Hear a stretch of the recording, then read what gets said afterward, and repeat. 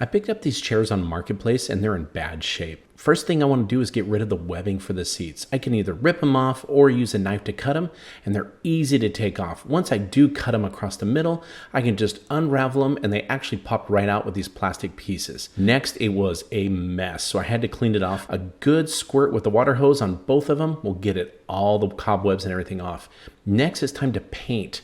Now, when using spray paint, I want to make sure I use a little bit of coat first. Not too thick. I don't want any runs. It's easier to do 2 or 3 little coats than one big one with some runs. Once I get it all painted with a good quality paint, the next thing I went to a 1x3 board. This is a pine board, easy to cut. I measured it bigger than the seat that I wanted because what I'm going to do is place it across the seats from front to back with a little bit of spacing so that if it rains, the water will get through. Then I marked it and set my saw at a 2.5-degree bevel. Once it's marked, I'm going to cut it on the mark on each side to give it that slight bevel. Then when I got it on the seats, I'm going to mark them in the middle where the metal rod is.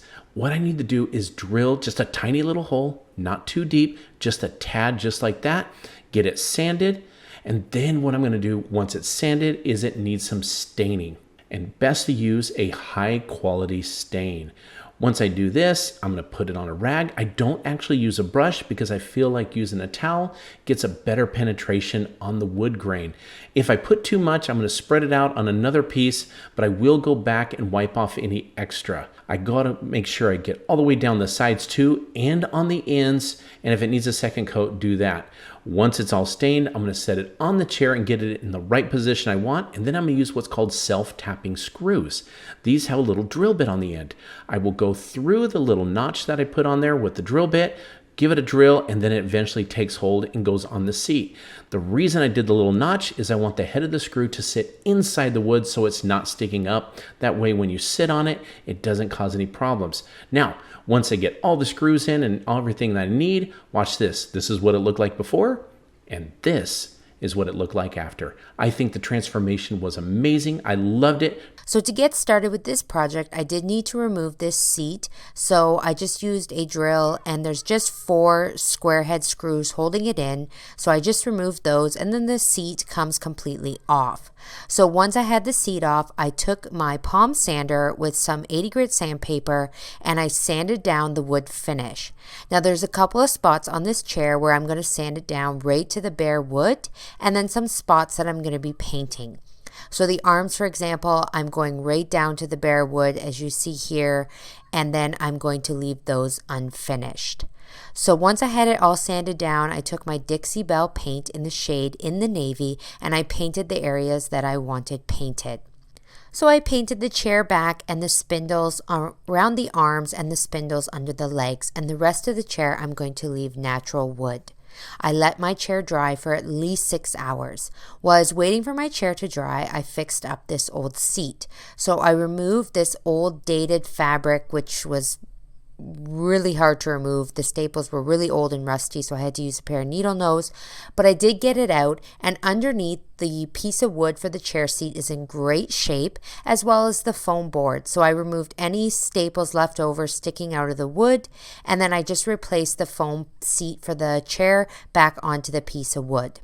Then I took an old painting drop cloth that I had left over. Doesn't have any paint on it, so I'm going to go ahead and use it for this project. I used my Cricut Easy Press to iron out any wrinkles. A household iron works as well. I just have the Easy Press handy in my craft room. And then I went and found the middle of my chair seat. So I used a tape measure, marked the middle. And what I'm doing here is I'm just setting up my markings to do a farmhouse stripe down the middle of the seat.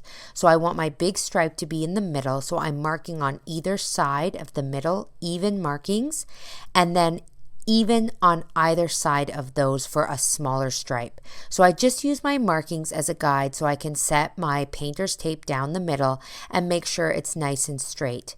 Then again, I use the same Dixie Belle paint that I used to paint the chair, and I'm just taking a foam brush and I'm painting and dabbing down the middle of this painter's tape, making sure that I dab nice and light so that I don't get any bleeding under the tape. You want to dab, not brush onto the fabric.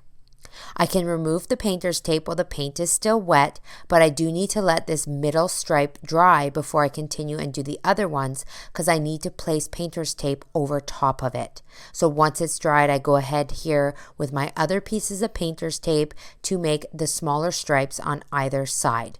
You can make the measurements whatever size you want to suit your look. Once it's dry, I just go ahead and flip it over, and then I attach the fabric to the back of the chair pad. So I'm going to go ahead here with a crown stapler and just folding over the corners.